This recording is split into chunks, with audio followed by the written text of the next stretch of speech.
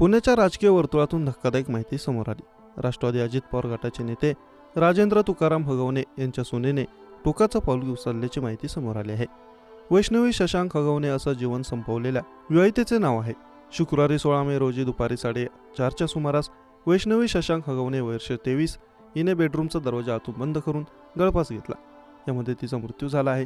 आत्महत्या केलेल्या सुनेच्या आईवडिलांनी सासरच्या मंडळींवर गंभीर आरोप केलाय। हुंड्यासाठी आपल्या लेकीचा छळ सुरू होता, त्यातूनच तिने आत्महत्या केली असल्याचा आरोप वैष्णवीच्या आई-वडिलांनी केला आहे। वैष्णवी या राष्ट्रवादी काँग्रेस अजित पवार गटाचे नेते राजेंद्र तुकाराम हगवणे यांची सून आहेत। हुंड्यासाठी सतत होणाऱ्या मानसिक शारीरिक छळाला कंटाळून तिनं टोकाचं पाऊल उचलल्याचा आरोप माहेरच्या मंडळींकडून करण्यात आला। या प्रकरणात राजेंद्र हगवणे यांच्यासह 5 जणांवर बावधन पोलीस ठाण्यात गुन्हा दाखल करण्यात आला आहे। राजेंद्र तुकाराम हगवणे यांनी मुलीच्या घरच्यांकडून 51 तोळे सोने, फॉर्च्युनर गाडी, चांदीची भांडी घेतली होती। एवढेच नाही तर सनीज वर्ल्ड या ठिकाणी लग्न करून देण्याच्या बोलीवर मुलीशी लग्न करून दिलं, अशी धक्कादायक माहिती समोर आली आहे।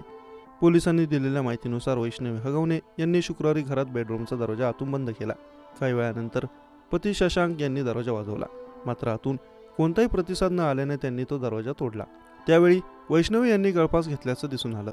तातडीने घरच्या मंडळींनी त्यांना उपचारासाठी रुग्णालयात दाखल केलं, मात्र डॉक्टरांनी त्यांना मृत घोषित केलं।